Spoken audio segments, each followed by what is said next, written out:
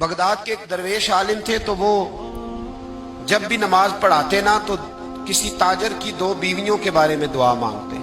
नमाज पढ़ाते तो कहते अल्लाह उस ताजर की दो बीवियों को अपनी खास रहमतें अता फरमा। एक दिन लोग उनके गिर्द इकट्ठे हो गए, कहने लगे बाबा जी बताएं तो सही वो बीवियां कौन थी जिनके लिए आप दुआ मांगते। तो फरमाने लगे मेरे शहर का एक ताजर था, बहुत बड़ा ताजर था, मालदार था पर बे औलाद था। उसे बगदाद से मुल्क के शाम जाना पड़ता था तिजारत करने, और कई कई महीने उसे शाम के मुल्क में रहना पड़ता था। उसने इस तरह किया कि वहां भी एक शादी कर ली। अब वो वहां कुछ ज्यादा वक्त गुजारने लगा, मालदार आदमी था, बीवी को मकान भी लेके दे दिया।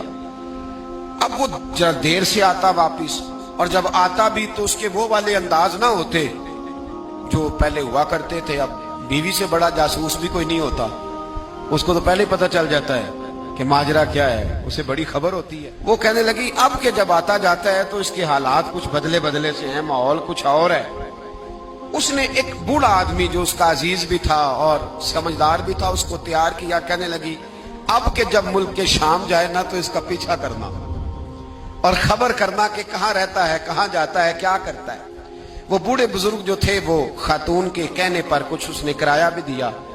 वो उस ताजर के पीछे गए और वापस आके खबर दी। कहने लगे कि ये तो 2-3 साल बीत गए, इसने वहां भी शादी की हुई है, तुझे बताया ही नहीं। बीबी बड़ी समझदार थी, हौसला मंद, जीरक, उसने शोर नहीं मचाया।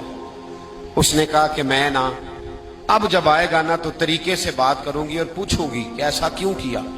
और ये भी उसने आके बताया कि अगर तेरे साथ निकाह के बाद उसे औलाद नहीं मिली तो औलाद वहां भी कोई नहीं, ये मुकम्मल तफसीलात। अब जब इस दफा खामद आया तो आते ही वो बीमार हो गया, कमजोर होने लगा। अब खातून ने मुनासिब नहीं समझा कि आते ही धड़ाम से मैं उसके सर पर ये फोड़ दूं कि तूने निकाह किया हुआ है और मुझे बताया नहीं। वो जरा तसल्ली में रही, कुछ वो बीमार था, हौसला रखा, खिदमत करती रही। कुछ दिन गुजरे तो वो ताजर इंतकाल कर गया, फौत हो गया। अब राज खुल न सका, इद्दत गुजारी, और जब सारा माल जमा किया ना तो अशरफियों की बोरियां भर गई। सारा माल उस बीबी का, 4 बोरियों में अशरफियां, 4। यहां तो पेट का दोज़ख है, माज़अल्लाह भरता ही नहीं। हल मिन मजीद, हल मिन मजीद। वो जो कहते थे ना कि बस बाहर चला जाऊं और बाहर मैं कुछ थोड़े से पैसे कमा के 2-3 साल में लौट आऊंगा, फिर यहां आके कोई कारोबार करूंगा, वो गए हैं तो वापिस नहीं आए। वो जो कहते थे ना बस मैंने इतना सा कारोबार करना है कि मकान बन जाए, उन्होंने 4 मकान भी बना लिए हैं, लेकिन ब्रेक हल में मजीद की दौड़ है। अब 4 बोरियां उस औरत ने छुपाए रखी। कोई बंदा नहीं जानता बगदाद में कि मुल्क के शाम में ताजर की दूसरी बीवी भी है।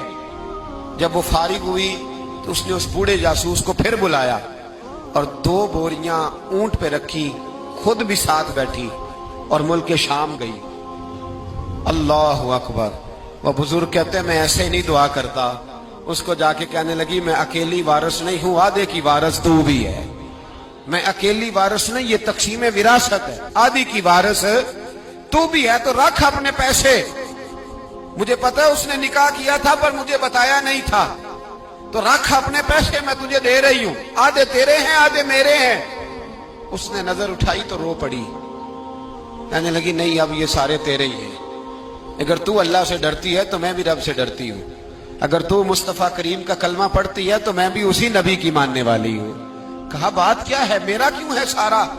तो वो खातून कहने लगी वो 2 साल 3 साल से मेरे साथ निकाह था और उसने बताया था मुझे कि मेरी बीवी भी है, और मैं गरीब थी तो मेरे वालिदैन को भी बताया था कि मेरी दूसरी शादी है। ये मकान उसने मुझे लेके दिया था, मेरे तमाम अखराजात वो पूरे करता था, नानो नफका का ख्याल रखता था। लेकिन अब के जब वो आया तो वो बीमार था। उसने मुझे बताया कि मुझे तबीब ने बताया है कि मैं शदीद बीमार हूं, शायद बच ना सकूं। तो कहने लगी वो मुझे कई लाख रुपए भी दे गया और जाते दफा मुझे तलाक भी दे गया, फारिग कर गया। कहने लगा तू जहां चाहे मेरे बाद निकाह कर सकती है।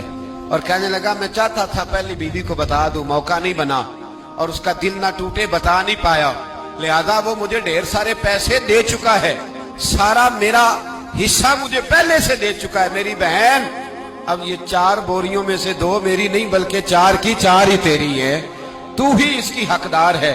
तो बुजुर्ग कहते हैं मुझे बताओ जिनके अंदर इस किस्म के तकवे की झलक हो उनके लिए हर नमाज के बाद दुआ मांगनी चाहिए कि नहीं मांगनी चाहिए?